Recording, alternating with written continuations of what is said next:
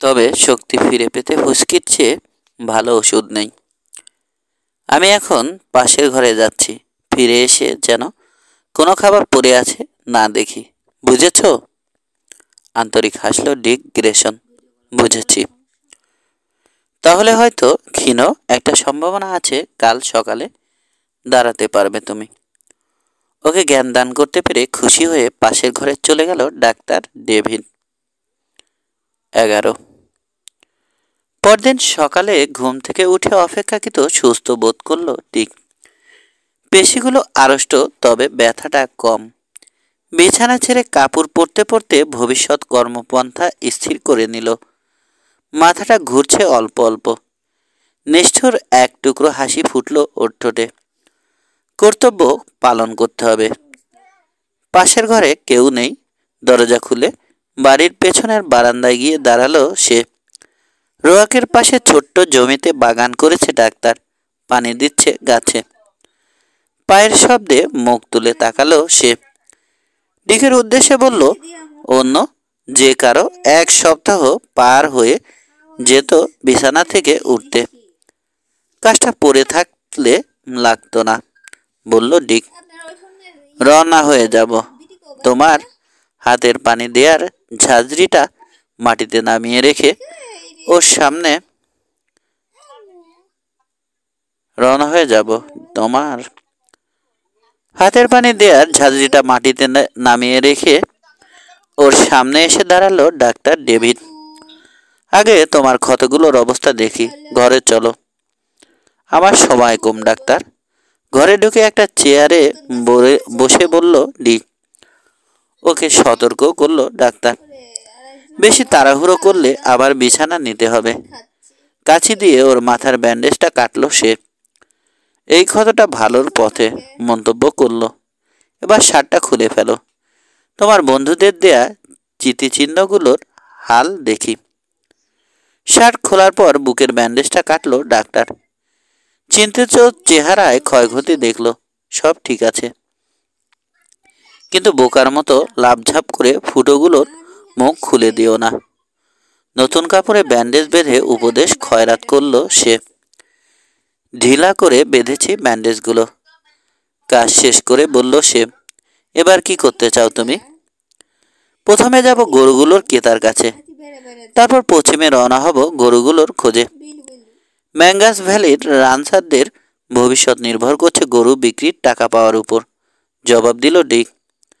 এখন ঘোড়ায় না চড়াই ভালো, ক্ষতগুলোর মুখ খুলে যেতে পারে, মন্তব্য করলো ডাক্তার। কিছু করার নেই, শ্রাক করলো ডিক। ব্যথা লাগলো। পকেটে হাত ঢোকালো সে। তোমার ইয়েটা $2.5 আছে তোমার কাছে? আছে। টাকাটা গুনে দিল ডিক। থাকলে এর দ্বিগুণ দিতাম। $2.5 যথেষ্ট। আমি ছিল মারি না। টাকার খুচরোগুলো পকেটে ঢুকিয়ে হাসলো ডাক্তার। এখানে দাঁড়াও, তোমার ঘোড়াটা নিয়ে আসি। ডাক্তারের পেছন পেছন বারান্দায় বেরিয়ে এলো ডিক। বলল, ঘোড়াটার ব্যাপারেও টাকা পাও তুমি, তাই না? হাসলো ডাক্তার। বাড়িতেই আমার বান। তাছাড়া নগদ টাকার বদলে শস্য দিয়েই পাওনা মেটায় বেশিরভাগ রোগী। যে পরিমাণ বিচালি, শুকনো ঘাস আর অন্যান্য খাবার আছে আমার বান্নে, 10টা ঘোড়াও জীবনভর খেয়ে শেষ করতে পারবে না। ও ভালো কথা। ছেলেটার পনের কি হবে? তোমার অসুবিধে না হলে এখানেই থাকুক আপাতত।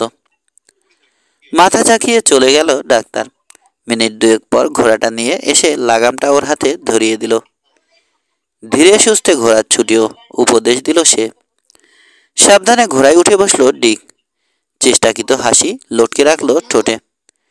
ডান কাঁধার বাহুর পেশিগুলো শক্ত হয়ে জমে আছে, চাপা ব্যথা পেশিতে। দুর্বল, তবে অসুস্থ লাগছে না ওর। হোটেলে পাবে তোমার গরুকে তাকে। শহরে হোটেল মাত্র একটাই, তথ্য জোগালো ডাক্তার। বিদায় জানিয়ে ধুলো মাখার রাস্তায় উঠে এলো ডিক। ঝাঁকুনেতে গা গুলিয়ে উঠল ওর। ওয়েস্টার্ন হোটেলটা 500-600 গজ দূরে, বাম দিকে। ঠিক ওটার পরই একটা ক্যাফে। ক্যাফের উদ্দেশ্যে এগোলো ডিক। সকালের এই সময়টায় সাধারণত নাস্তা করে মানুষ। ক্যাফের সামনে হিস রেখে ঘোড়া থামিয়ে বেকায়দা ভঙ্গিতে নামলো ডিক। ঘোড়া বেঁধে ভেতরে ঢুকলো। ছোট ঘরটায় 10-12টা টেবিল আর এক কোণে একটা কাউন্টার। ওর দিকে তাকালো ওয়েস টেস, চোখে জিজ্ঞাসা। ক্যাটল বায়ার লোকটাকে খুঁজছি আমি। সে কি আছে এখানে? ফালতু কথায় সময় নষ্ট করলো না ডিক। এখনো আসেনি, তবে আসার সময় হয়ে এসেছে, জানালো ওয়েটেস। বেগুন আর কফি পিছন দিকের একটা টেবিলে বসে পড়ে বলল ডিক। খেতে শুরু করেছে ডিক। ইস্ত্রি করা কাপড় চোপড়। এক লোক ঢুকলো ক্যাফেতে, মাথায় ডার্বি হ্যাট। ওয়েটেস উজ্জ্বল হাসি উপহার দিল তাকে। ডিক গ্রেশনকে দেখিয়ে বলল কিছু একটা। এগিয়ে এসে ডিকের সামনে দাঁড়ালো লোকটা, হাত বাড়িয়ে দিল। আমি বিশপ, ক্যাটল বায়ার। শুনলাম আমাকে খুঁজছো। হ্যান্ডশেক করলো ডিক। ব্যথায় কুঁচকে ওঠার চেহারায় নিজের পরিচয় দিল। জানালো ম্যাঙ্গাস উপত্যকা থেকে আসার পথে যা ঘটেছে। বাম হাতে পড়া ঘড়ির সোনার চেনটা নাড়তে নাড়তে ওর কথা শুনল ক্যাটল বায়ার। তারপর মুখ খুলল। খুব খারাপ।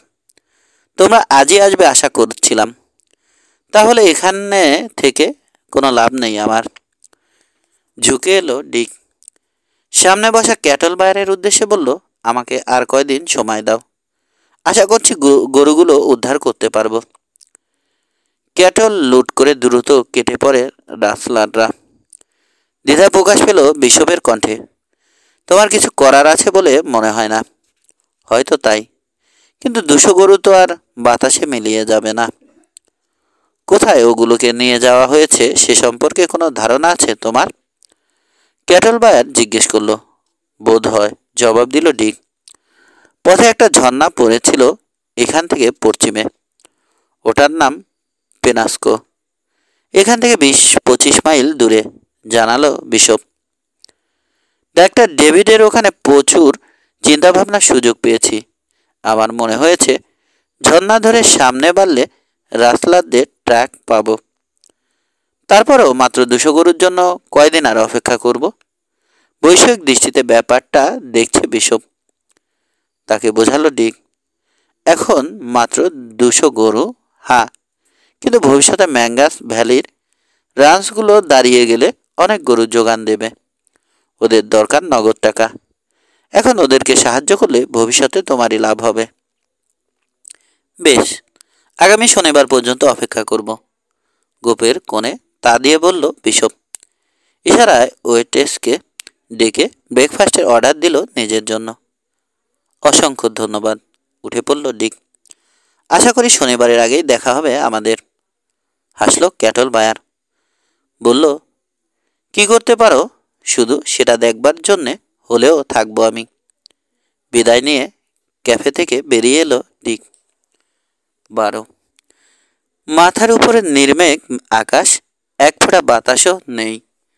আগুনের মতো উত্তাপ ছড়াচ্ছে সূর্যটা। রুক্ষ পাহাড়ি প্রান্তর পেরোচ্ছে নিঃসঙ্গ আহত ডিক গ্রেশন। কাঁধের ব্যথা অসহ্য হয়ে উঠলে মাঝে মাঝে ঘোড়া থেকে নেমে হাঁটে। এগোনোর গতি ধীর, শক্তি অপচয় করতে রাজি নয় সে।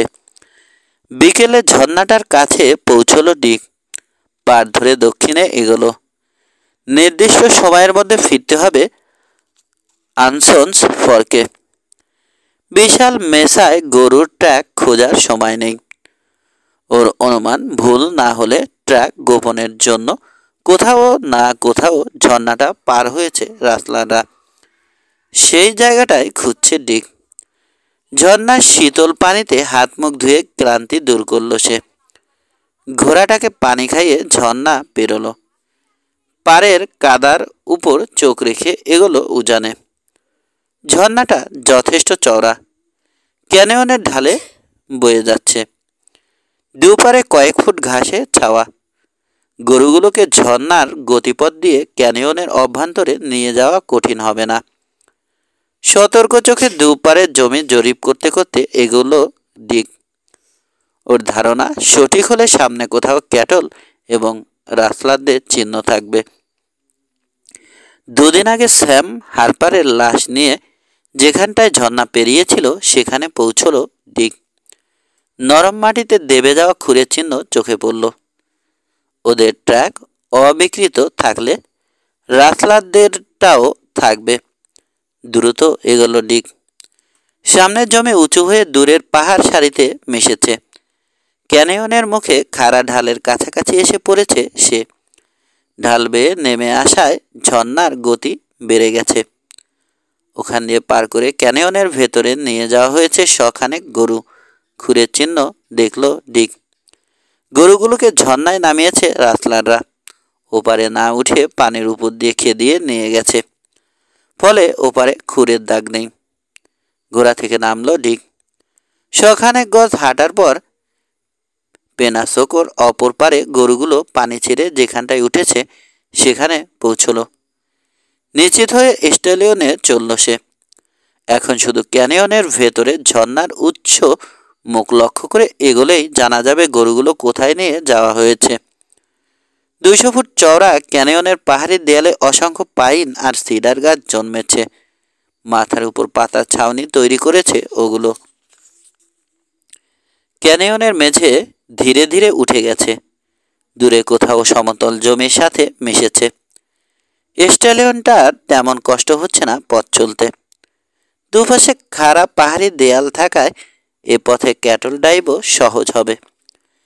বিশাল বাঁক তৈরি করেছে ক্যানিয়নের দুই দেয়াল। মাঝের প্রশস্ততা সরু বা চওড়া হয়নি তেমন। সূর্যটা পাহাড়ের ওপাশে পশ্চিমে ডুবে গেল। সমতলে সূর্যাস্ত হতে এখনো ঘন্টাখানেক বাকি। গাছের ছায়াগুলো লম্বা হয়ে ধীরে ধীরে মিলিয়ে যাচ্ছে ক্যানিয়নের ভেতর। খিদে লেগেছে। সময় নষ্ট হবে বলে থামল না ডিক। এমনিতেই দুরাত একদিন পিছিয়ে আছে সে। রাসলারদের দল পথে না থেমে থাকলে একটানা বহুদূর যেতে হবে দূরত্ব কমাতে হলে। আবার এমনও হতে পারে কাছে পিঠে আছে রাসলাররা। আগুন জ্বেলে তাদের দৃষ্টি আকর্ষণ করতে চায় না ডিক।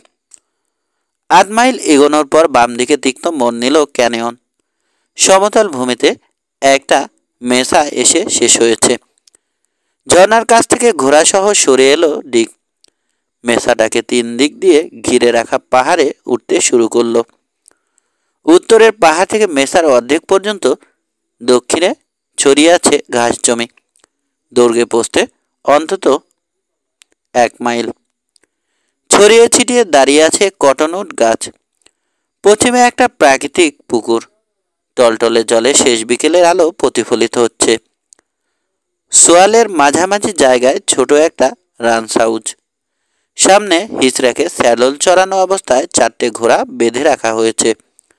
রানস হাউসের পেছনে বান আর করাল। ঘাস জমিতে চড়ছে বেশ কিছু গরু। 13। দূরত্ব অনেক বেশি। ওগুলোই চোরাই গরু কিনা বুঝতে পারল না ডিক।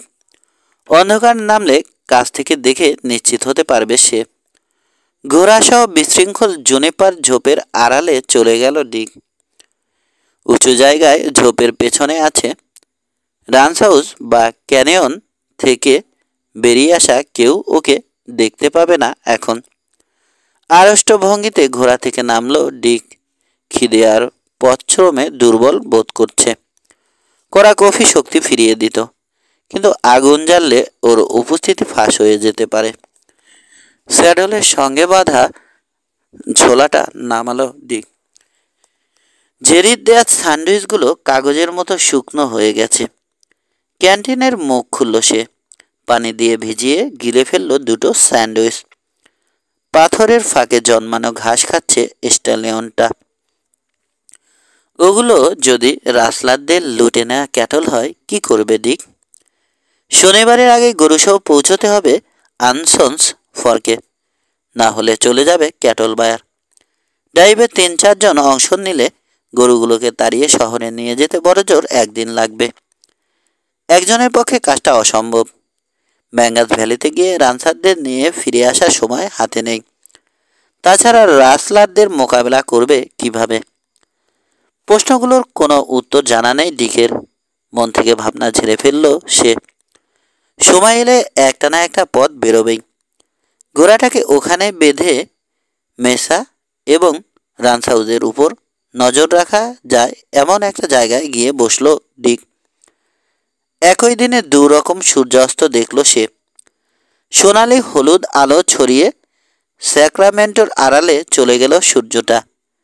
পাহাড়চূড়া আর রিজের উপরে রঙিন মেঘ ঝুলছে, লাল গোলাপি আভা ছড়াচ্ছে মেশায়। একটু পরেই ধূসর থেকে কালোয় রূপান্তরিত হবে সবকিছু। সন্ধ্যা নামবে। ক্যানিয়নের ভেতরে কোথাও একটা ঘুঘু ডেকে উঠল, আসন্ন রাতকে স্বাগত জানাচ্ছে। জোরে রান্স হাউসের দরজা বন্ধ করলো কেউ। নিস্তব্ধতা ভেঙে দিল শব্দটা। পাহাড়ের উপরে চমকে উঠে নড়াচড়া করলো কোনো প্রাণী। খরগোশ বোধ হয়। ঝোপের মাছ দিয়ে গড়িয়ে নামলো নুড়ি পাথর। পানির বাকেট হাতে রান্স হাউস থেকে বেরিয়ে কুয়োর পাড়ে গিয়ে দাঁড়ালো লোকটা। পানি নিয়ে ফিরে গেল। একটু পরেই দরাম করে বন্ধ হলো চিমনিওয়ালা ঘরের দরজাটা। আওয়াজে বিরক্ত হয়ে খাওয়া থামিয়ে সন্দেহের দৃষ্টিতে সেদিকে তাকালো ডিকের স্টালিয়ন। কাউকে না দেখে আবার ঘাসে মুখ ডোবালো। আলো জ্বলে উঠেছে ঘরটায়। চিমনিতে ধোঁয়া দেখা গেল। খোলা জানালা দিয়ে বাইরে এসে পড়ছে লণ্ঠনের আলো। ওটাই কিচেন। রাতের খাবার তৈরি হচ্ছে। সন্ধ্যার পর আরও 1 ঘন্টা শরীরটাকে বিশ্রাম দিল ডিক। দেখলো কিচেন থেকে বাতিটা পাশের ঘরে নিয়ে যাওয়া হয়েছে। রাতের খাওয়া শেষ। এখন কার্ড খেলার ফাঁকে ফাঁকে গল্প গুজবে মগ্ন হবে লোকগুলো। ওগুলো চোরাই গরু কিনা নিশ্চিত হবার জন্যে এগোনো এখন নিরাপদ। স্যাডলে উঠে বড় একটা বৃত্ত রচনা করে রান্স হাউসের দিকে এগোলো ডিক। রান্স হাউসের পেছনটা আড়াল করে আছে বার্ন। ধীর কদমে ওখানে পৌঁছে গেল ওর স্টালিয়ন। বার্নের পেছনে জানালা বরাবর সিডার গাছে ঘোড়া বাঁধল ডিক। অন্ধকারে দাঁড়িয়ে থাকলো কিছুক্ষণ, ভাবছে। অন্তত একটা পচা আপেল আর ম্যাঙ্গাস ভ্যালির রানসারদের মধ্যে অন্তত একটা পচা আপেল আছে ম্যাঙ্গাস ভ্যালির রানসারদের মধ্যে। কে সে? রেড হিলে ওকে হত্যার চেষ্টা করা হয়েছিল কার নির্দেশে? কাদের জন্য রাসলারদের মুখোমুখি হবে? মৃত্যুর সাথে টক্কর দেবে সে? তার চেয়ে নিজের পথে চললেই হয়। মাথা থেকে চিন্তাটা ঝেড়ে ফেললো ডিক। 2-1 জন খারাপ বলে বাকি রানসারদের প্রতি দায়িত্ব ফুরিয়ে যায়নি ওর। করালের দিকে এগোলো ডিক। রান্স হাউজে কারো সারা শব্দ নেই। সবাই ঘুমিয়ে পড়ল নাকি? হাসলো আপন মনে। অত সৌভাগ্য নেই ওর। করালে ঢুকলো ডিক। অনবরত ঘাস চিবাচ্ছে গরুগুলো। কাছে গিয়ে আবছা অন্ধকারে একটা গরুর ব্যান্ড পরখ করলো। বোল্ড এডি। ক্ষত শুকায়নি এখনো, নতুন ব্যান্ডিং। ওটা আলবার্ট ড্যানের গরু। চোরাই ক্যাটলের সন্ধান পেয়েছে নিশ্চিত হলো ডিক। বেরিয়ে এসে কটনউডের ছায়ায় দাঁড়িয়ে রান্স হাউসের দিকে তাকালো সে। আলো জ্বলছে কিচেনের পাশের ঘরে। চৌকো জানালা দিয়ে বাইরে এসে পড়ছে রশ্মি। এখনো অল্প অল্প ধোঁয়া উঠছে চিমনি থেকে, নিভন্ত কয়লার আগুন। ছায়ার আড়ালে রান্স হাউসের কাছে পৌঁছে গেল ডিক। নজর রাখছে হয়তো কোনো আউটল। ঝুঁকি নিল না সে। যে জানালাটায় আলো জ্বলছে সেটা সাবধানে উকি দিল।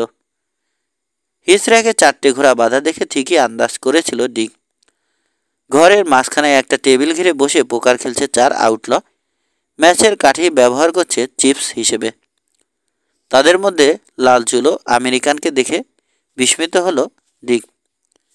এই লোকটাই বন্ধুদের ফেলে কাপুরুষের মতো পালিয়েছিল রেড হিল শহরে। বাকিদের চিনল না ডিক।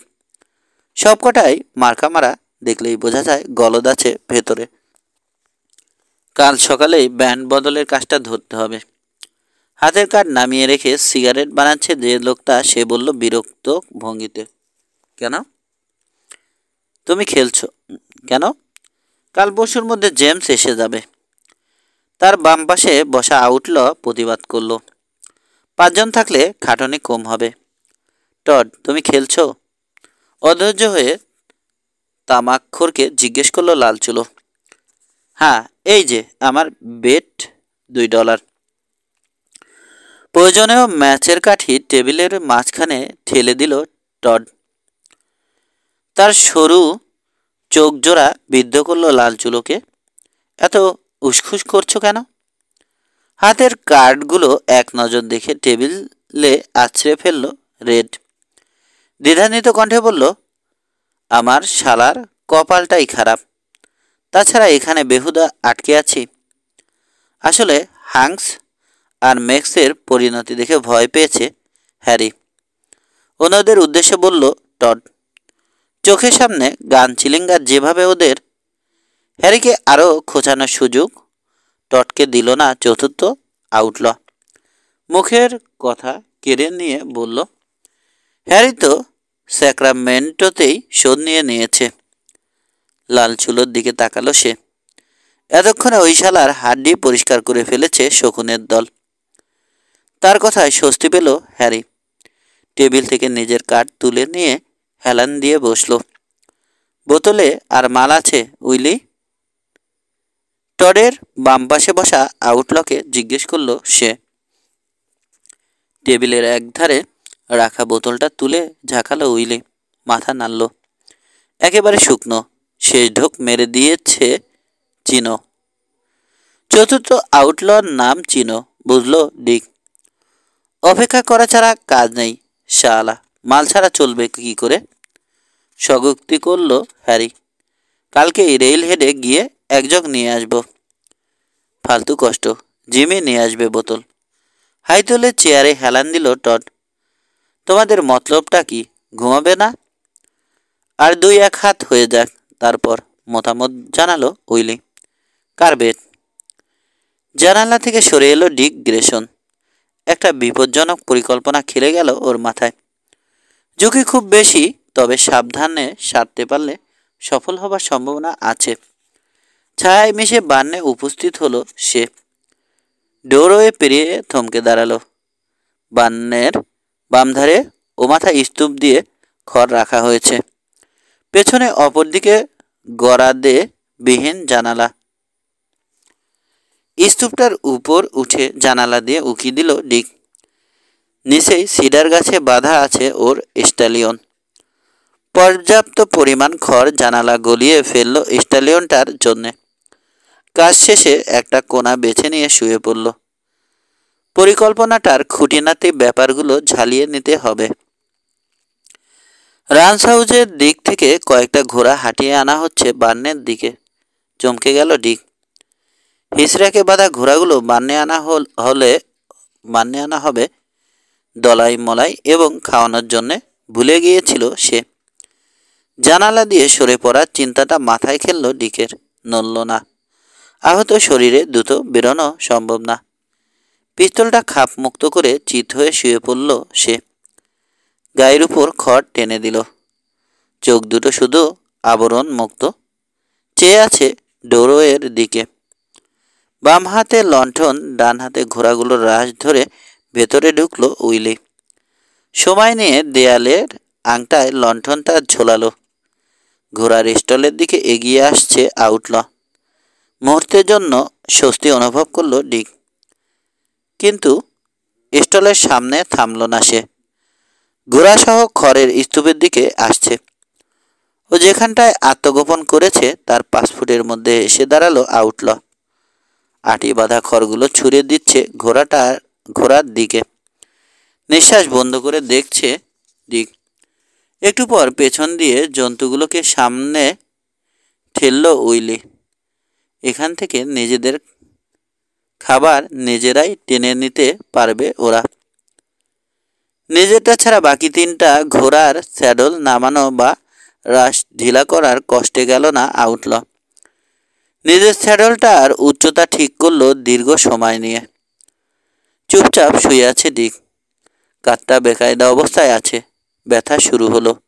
আজ শুকনো ক্ষতে টান পড়েছে। একটু নড়ে শুতে পারলে ভালো হতো, কিন্তু এত কাছ থেকে ধরা না পড়ে অবস্থান পাল্টানো সম্ভব নয়।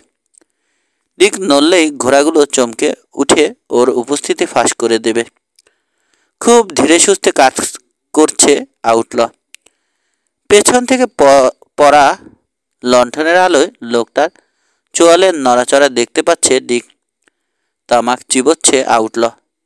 একটা ঘোড়া হঠাৎ মাথা তুলল, ওর গায়ের ঘ্রাণ পেয়েছে। সন্দেহের দৃষ্টিতে তাকালো ওর গায়ের উপর বিছানো খড়গুলোর দিকে। নিঃশ্বাস বন্ধ করে ফেলল ডিক। কপাল ভালো, আউটলর কাজ শেষ হয়েছে। ঘুরে দাঁড়ালো সে। শক্ত মেঝের উপর বুটের আওয়াজ তুলে ডোরওয়ের দিকে এগোলো। আরও কিছুক্ষণ সন্দেহের দৃষ্টিতে স্তূপটা দেখে খাবারে মনোযোগ দিল ঘোড়াটা। লণ্ঠনটা খুলে নিয়ে বেরিয়ে গেল আউটল।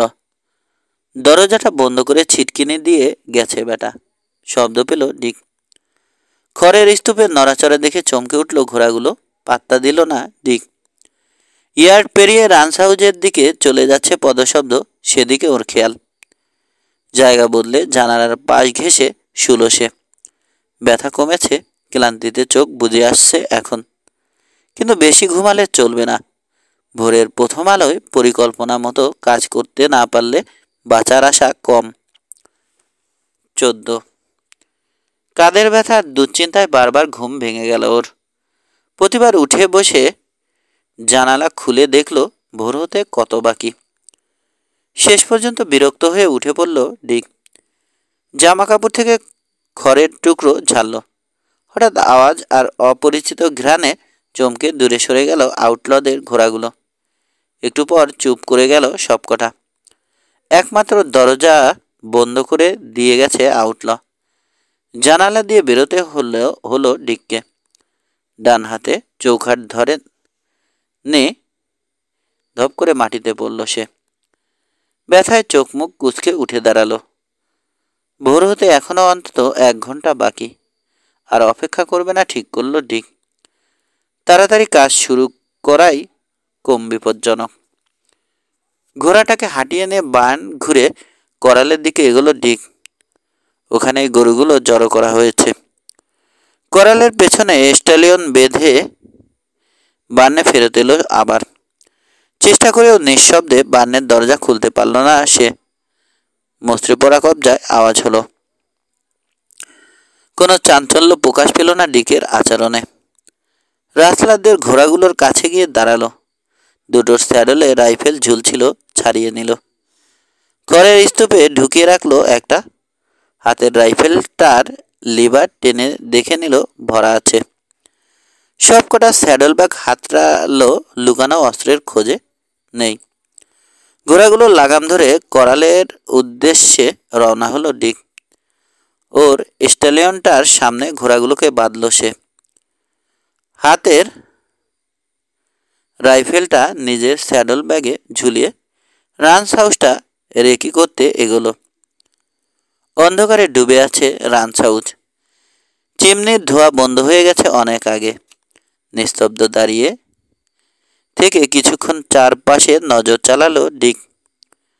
হোলেস্টার থেকে বেরিয়ে হাতে শোভা পাচ্ছে 45 পিস্তলটা। এক চক্কর ঘুরে কিচেনের দরজায় ঠেলা দিল, বন্ধ। জানালার পাল্লা ভেজানো। ও পথে কিচেনে ঢুকলো সে। বদ্ধ ঘরটা এখনো চুলার গরম, বাতাসে কফির গন্ধ।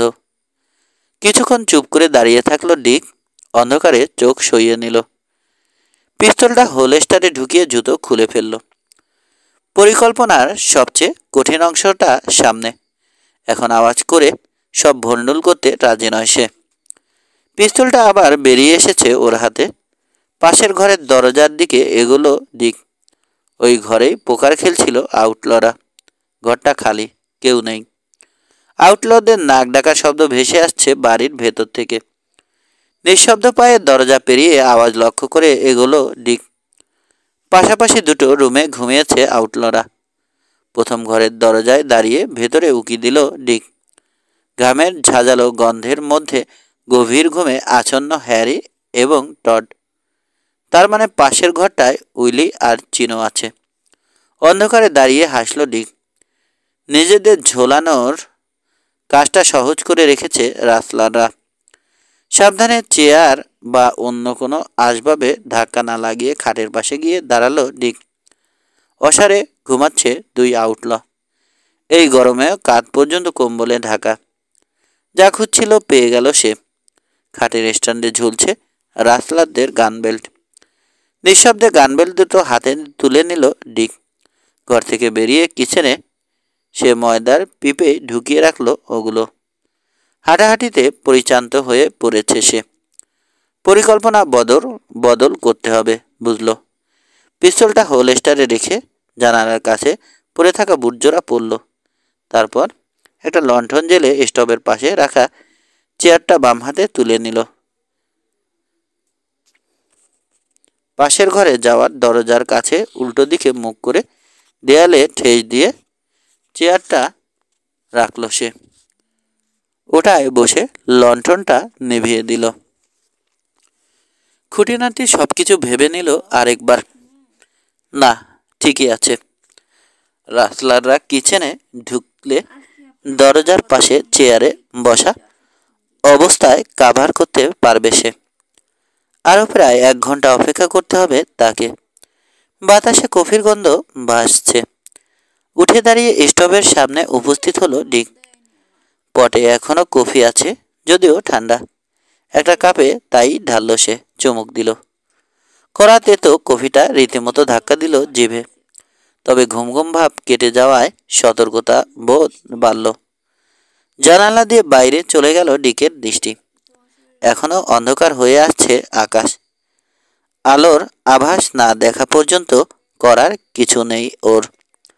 কফিটা শেষ করে আরেক কাপ ভরে আনলো সে। অন্ধকার ফ্যাকাশে না হওয়া পর্যন্ত সময় নিয়ে কফিটা খেলো। তারপর উঠে দাঁড়ালো। টিনের কফি পট জানালা দিয়ে বাইরে ছুড়ে দিল। বাইরে কোনো কিছুর সাথে বাড়ি খেয়ে কর্কশ আওয়াজ তুলল ওটা। বেডরুম থেকে রাসলারদের হাঁকডাক ভেসে এলো। হোলস্টার থেকে পিস্তল বের করে নিষ্কম্প পায়ে কিচেনে ঢোকার দরজার পাশে দাঁড়িয়ে থাকলো ডিক। টড মুখ খিস্তি করছে। উইলি, হ্যারি এবং চতুর্থ আউটলর গলাও শোনা গেল। ব্যস্ত পদশব্দ এগিয়ে আসছে কিচেনের দিকে। সবার আগে কিচেনে ঢুকলো টড। বাকিরা হাত পেছনে। শার্টের বোতাম লাগানো এখনো শেষ করেনি টড। মুখ খিস্তি করল। শালার পিস্তলটা রাখলাম কোথায়? আরও কিছু বলতে যাচ্ছিল। চোখের কোণে ডিকের অভাব দেখতে পেয়ে ঘুরে দাঁড়ালো সে। তার দেখা দেখি অন্যরা ডিকের দিকে ফিরল। ওকে দেখে হ্যারির ঘুম জড়ানো চোখ কপালে উঠল। তুমি কি করে? কথা শেষ করতে পারল না সে। পিস্তল নাচিয়ে নির্দেশ দিল ডিক। স্টোভের সামনে পাশাপাশি দাঁড়াও সবাই, হাত উপরে। লাইন করে দাঁড়ালো আউটলররা। টড মুখ খুলল। তুমি আমাদের হ্যান্ডগান সরিয়েছ? রাইফেলগুলো, জবাব দিল ডিক। আমাদের কি করবে? জিজ্ঞেস করলো উইলি। কিচ্ছু না, ছোট্ট একটা ক্যাটল ড্রাইভ। তোমাদের লুটে নেয়া ক্যাটল সন্ধ্যার আগেই রেল হেডে পৌঁছে দেবে শুধু। মুচকি হাসি ফুটল ডিকের ঠোঁটে। হাঁ করে ওর দিকে কিছুক্ষণ তাকিয়ে থাকলো রাসলারের দল। সামলে নিয়ে শুষ্ক হাসলো টড। তুমি শালা পাগল নাকি? না, শীতল কণ্ঠে জবাব দিল ডিক। তোমরা চোরের দল, ক্যাটল ড্রাইভ করবে। পেছনে রাইফেল হাতে নজর রাখবো আমি। কেউ কেটে পড়তে চাইলে খুলি উড়িয়ে দেব। অত সহজ হবে না। কাজটা আমার জন্য কতটা সহজ হ্যারিকে জিজ্ঞেস করো। টডের মুখের কথা কেড়ে নিল ডিক। হ্যারির কাছে ওর কথা শুনেছে টড। চুপ করে গেল সে। স্টোভের দিকে চোখের ইশারা করলো উইলি। বলল, অনেক দূরের পথ যেতে হবে।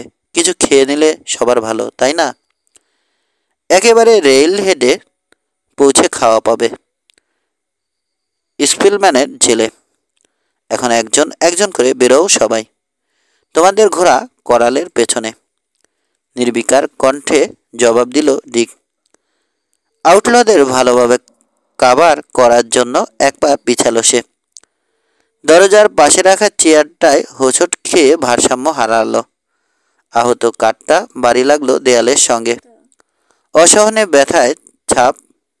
ব্যথার ছাপ ফুটে উঠল ওর চেহারায়। হাত থেকে মেঝে পড়ে গেছে পিস্তল। শালা আহত, চেঁচিয়ে উঠল উইলি। আমরা ঠিকই গেঁথেছিলাম। থমকে দাঁড়িয়ে ঘুরল রাসলাররা। এগিয়ে আসছে। ঝাপসা চোখে নড়াচড়া দেখে উবু হয়ে বাম হাতে মেঝে হাতড়ালো ডিক। পিস্তলটা ঠেকলো হাতে। খবরদার এগিয়েও না। দরজা দিয়ে বেরোও সবাই, দাঁতে দাঁত চেপে বলল সে। লাফিয়ে পড়ো শালার উপর, চেঁচিয়ে উঠল টড। উইলির হাতে একটা ছুরি বেরিয়ে এসেছে। এগিয়ে আসছে ডিকের দিকে। বাম হাতে পিস্তল তুলেই গুলি করল ডিক। এত কাছ থেকে লক্ষ্যভ্রষ্ট হওয়ার প্রশ্নই ওঠে না। ভারী ৪৫ বুলেটের ধাক্কায় আর্তনাদ করে পিছিয়ে গেল উইলি। চিত হয়ে মেঝেতে পড়ল। কপালের তৃতীয় নয়ন দিয়ে রক্তের ঝর্ণা বের হচ্ছে। কানে তালা লাগিয়ে দিয়েছে বদ্ধ ঘরে পিস্তলের গর্জন।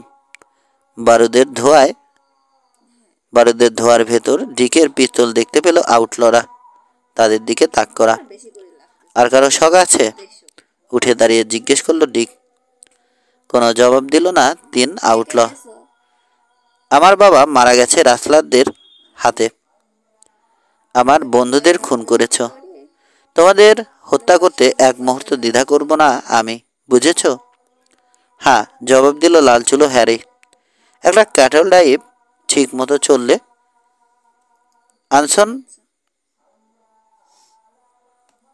ফর্ক দেখার সুযোগ পাবে, না হলে টেইলেই মেরে রেখে যাব। একটু অপেক্ষা করে জিজ্ঞেস করলো ডিক। যাচ্ছ তোমরা? কোথাও যাচ্ছি না, উত্তর দিল টড। ওদের মনের কথা বুঝতে পারল ডিক। রাসলাররা চিন্তা করছে আনসন ফর্কে গেলেও মৃত্যু, না গেলেও মৃত্যু। অযথা সারাটা দিন খেটে মরতে যাবে কেন? বলল, বিচারে কি ঘটবে কেউ জানে না। তাছাড়া বলা যায় না, টেইলও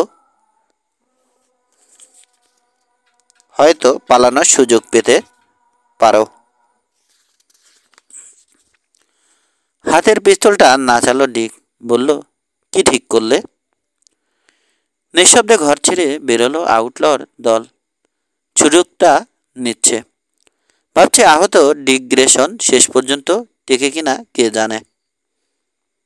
১৫। দাঁড়াও, এক পাও নড়বে না, ধমক দিল ডিক। ঘোড়াগুলোর সামনে দাঁড়িয়ে আছে আউটলরা। ওর আগেই আউটলরা ঘোড়ায় চড়ুক চাইছে না সে। এখনই কষ্ট হচ্ছে। ড্রাইভের সময় রাসলারদের উপর নজর রাখা আরও কঠিন হবে, বুঝলো ডিক। ডান হাতে পিস্তলটা রাসলারদের দিকে তাক করে বাম হাতের জোরে স্টালিয়নের স্যাডলে উঠে বসল সে। স্যাডল থেকে রাইফেলটা তুলে নিয়ে কক করে উড়ুর উপর আড়াআড়িভাবে রাখল। স্যাডলে ওঠো, নির্দেশ দিল ডিক। হ্যারি, করালের দরজা খুলে গরুগুলোকে বের করো। পাহাড় ঘেঁষে সবচেয়ে সংক্ষিপ্ত পথে রেল হেডে যাব আমরা। অন্ধকারে ঢিল ছুঁড়েছে ডিক। জানে না সত্যি পাহাড়ের ধার দিয়ে সংক্ষিপ্ত কোনো পথ আছে কিনা। আউটলদের চঞ্চল হয়ে ওঠা দেখে বুঝল ওর অনুমান সঠিক। ভোরের ধূসর আলোয় ঘোড়ায় উঠল ৩ আউটল। লালচুলো হ্যারি ঘোড়া নিয়ে দরজার দিকে এগোলো কবাট খুলে গরুগুলোকে বের করতে। টড, তুমি বাম দিকে সামলাবে, আর চিনো ডান দিক, বোঝা গেছে? রাসলারদের উদ্দেশ্যে বলল ডিক। সরু চোখে ডিকের চোখে তাকালো টড। তুমি কোথায় থাকবে, পেছনে? সেটা তোমার না জানলেও চলবে, ভারী কণ্ঠে বলল ডিক। ও বুঝতে পারছে টডের উৎসুকের কারণ। গরুগুলো এগোতে শুরু করলেই ঘন ধুলোর মেঘ উঠবে। পেছনে অবস্থান নেওয়া কেউ সামনের কোনো কিছু দেখতে পাবে না। আমি কোথায় আছি সেটা নিয়ে মাথা ঘামিও না, আবার বলল ডিক। শুধু জেনে রাখো তোমরা রাইফেলের আওতার মধ্যেই থাকবে। পেছন থেকে রাসলারদের দিকে রাইফেল তাক করে আছে ডিক। করালের গেট খুলছে হ্যারি। সেদিকে লক্ষ্য রেখে আবার মুখ খুলল সে। আগেও তোমরা ক্যাটল ড্রাইভ করেছ? এখনো করবে, না হলে রেলহেড পর্যন্ত বাঁচবে না। দরজা খোলায় গরুগুলো বাইরে বেরিয়ে আসছে। ঘোড়ায় উঠে পাহাড়ের দিকে রওনা হলো হ্যারি। দলনেতা ষাটটা দাঁড়িয়ে আছে গাঁট হয়ে, তার পেছনে গরুর বিশৃঙ্খল দল। অধৈর্য ভঙ্গিতে টড এবং চিনোর দিকে রাইফেলের মাজল তাক করল ডিক। যে যার নির্দিষ্ট জায়গায় গিয়ে গরুগুলোকে ঠিক পথে রাখো। ঘোড়া ঘুরিয়ে গরুর পালের দুদিকে অবস্থান নিল আউটলরা। হাতের রশি আশ্রে ক্যাটলগুলোকে এগোতে বাধ্য করল। সমানে মুখ খিস্তি করছে। খুরের নিচে ঘাস জমি, ধুলো উঠছে না তেমন। দক্ষিণা বাতাসে অল্প অল্প ধুলো উঠছে দেখতে পেল ডিক। আড়াআড়িভাবে দক্ষিণে সরে গেল সে। টরের পাশ দিয়ে যাবার সময় কড়া দৃষ্টিতে ডিককে ভস্ম করতে চাইল সে। না পেরে নিচু স্বরে গালিগালাজ করল। তারপর বাধ্য হচ্ছে বলেই কাজে মন দিল। ক্যাটলের সামনে নেতা সাতটার পাশে পাশে এগিয়ে যাচ্ছে হ্যারি। দেখতে পেল ডিক। ডানে বায়ে তাকাচ্ছে না সে। তবে পালানোর সুযোগ তারই সবচেয়ে বেশি। অন্যদের চেয়ে দূরে আছে সে। ইচ্ছে করেই হ্যারিকে ওই জায়গায় রেখেছে ডিক। ভীতু লোক। রেড হিলে বন্ধুদের ফেলে পালিয়ে এসেছিল, অ্যাম্বুশ করায় অভ্যস্ত। বুলেট হজম করার সাহস নেই, ভাগার চেষ্টা করবে না হ্যারি। ঘাড় ফিরিয়ে ডানে তাকালো ডিক। পালের পেছনের অংশে চিনোকে দেখতে পেল। চুপচাপ ঘোড়ায় বসে ধীর স্থিরভাবে এগোনো গরুগুলোর সাথে সমান গতি বজায় রাখছে আউটল। কাজ করছে না। স্ট্যালিয়নের গতি কমিয়ে ধুলোর আড়ালে তার পেছনে গিয়ে হাজির হলো ডিক। কয়েক হাতের মধ্যে পৌঁছে ধমকে উঠল সে। কি হচ্ছে? কাজ করো। সন্ধ্যার আগে শহরে না পৌঁছলে খুন হয়ে যাবে। হঠাৎ ভেসে আসা ধমক চমকে দিল রাসলারকে। স্যাডেলে সোজা হয়ে বসল। ঘাড় ঘুরিয়ে ডিকের দিকে তাকালো। চোয়াল দীর্ঘবদ্ধ। নিচু স্বরে কি যেন বলল। গরুর খুরের শব্দে চাপা পড়ে গেল তার কণ্ঠ। হাতের কাছের গরুগুলো তার রশির বাড়ি খেয়ে দ্রুত ছুটতে লাগলো। কিছুক্ষণের মধ্যেই গতি বেড়ে গেল পুরো দলটার। চেনোর পেছন থেকে সরে এসে টডের দিকে এগোলো ডিক। হ্যারিকে দেখা যাচ্ছে। বামে তাকিয়েছিল। ওকে দেখে চট করে মাথা ঘুরিয়ে নিল সে। বেশ কিছুটা সরে গিয়েছিল আউটল। নিজের জায়গায় ফিরে আসতে তৎপর হলো। এখন পর্যন্ত সব ঠিক মতোই চলছে। বেচাল কিছু করেনি ওরা। কিন্তু কতক্ষণ ওদের উপর নিয়ন্ত্রণ বজায় রাখতে পারবে ডিক? বেলা যত গড়াবে গরম অসহ্য হয়ে উঠবে। মরিয়া হয়ে যাবে আউটলর দল। বাঁচার আশায় পালানোর ফিকির খুঁজবে।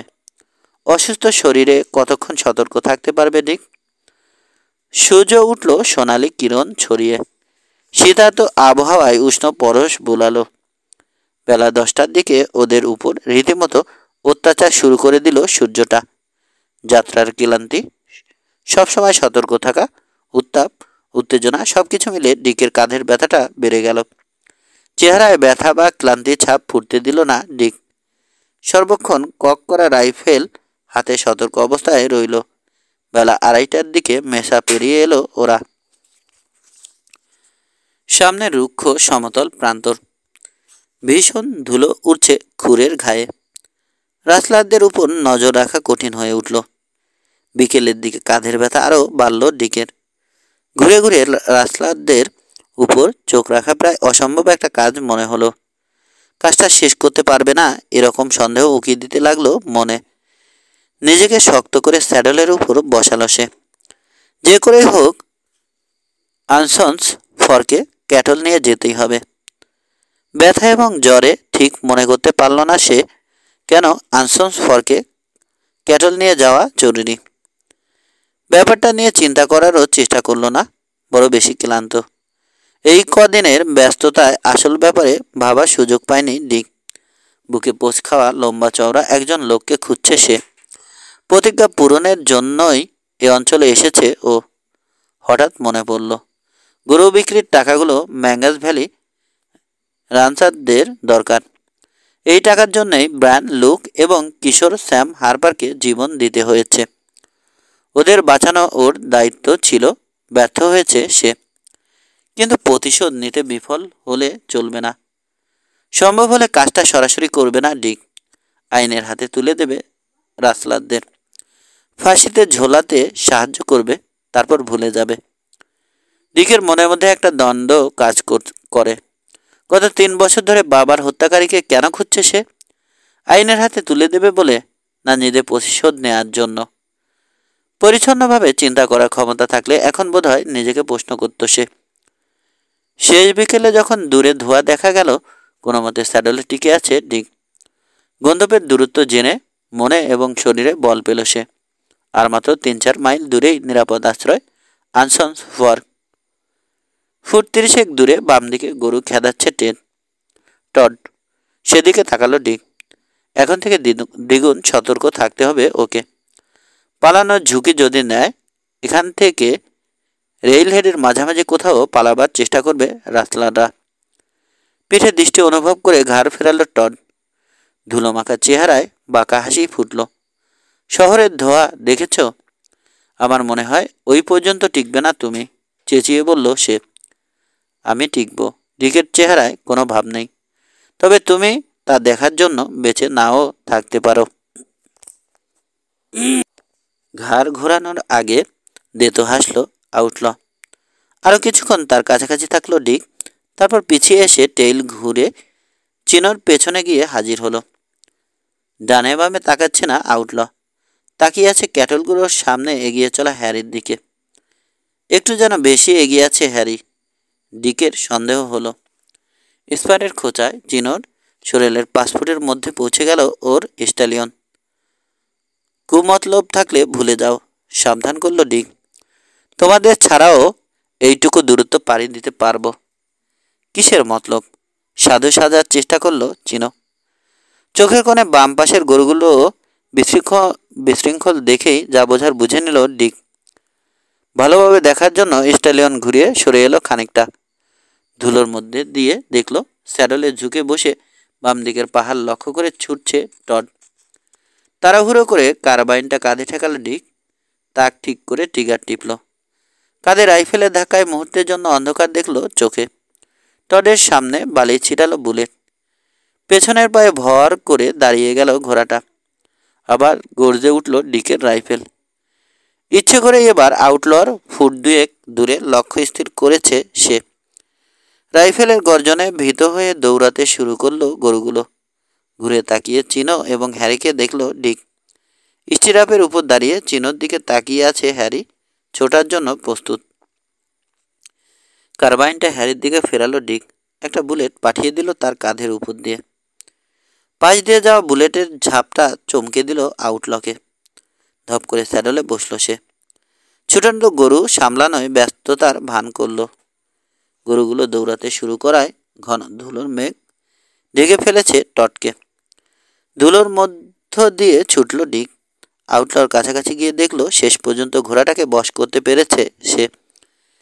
নিচু স্বরে একটানা গালাগাল দিচ্ছে আউটল, চোখে মুখে হতাশা। আমাকে শহরে নিয়ে ফাঁসিতে ঝোলাতে পারবে না তুমি, এখানেই খুন করতে হবে। ওকে দেখে চেঁচালো টড। বেশ। হাতের রাইফেলটা আউটলর বুক লক্ষ্য করে তুলে ধরল ডিক। ফ্যাকাশে হয়ে গেল রাসলারের চেহারা। বিস্ফারিত চোখে নগ্ন ভয় ফুটে উঠল। বাতাসে হাত ঝাপটালো সে। ঠান্ডা মাথায় মানুষ খুন করবে তুমি? কাপা কাপা গলায় ডিকের উদ্দেশ্যে বলল। মানুষ না, রাসলার। হ্যাঁ, শীতল কণ্ঠে জবাব দিল ডিক। তাছাড়া তুমিই তো মরার জন্য ব্যস্ত হয়ে পড়েছ। আমাকে মেরে ফেললে ক্যাটল সামলাবে কে? বাঁচার পক্ষে যুক্তি দেখাতে শুরু করেছে টড। চিনো আর হ্যারি আছে, তাছাড়া বাকি পথ আমি একলা গরু সামলাতে পারবো, যুক্তি খণ্ডন করলো ডিক। সাথে জীবিত না মৃত রাসলার তা জানতেও চাইবে না শহরের লোকেরা। এখন বলো, মরতে চাও? আউটলার দিকে শীতল জিজ্ঞাসু দৃষ্টি নিক্ষেপ করলো সে। স্যাডলের উপর কুঁকড়ে গেল টডের শরীর। ধীরে ধীরে মাথা নাড়ল।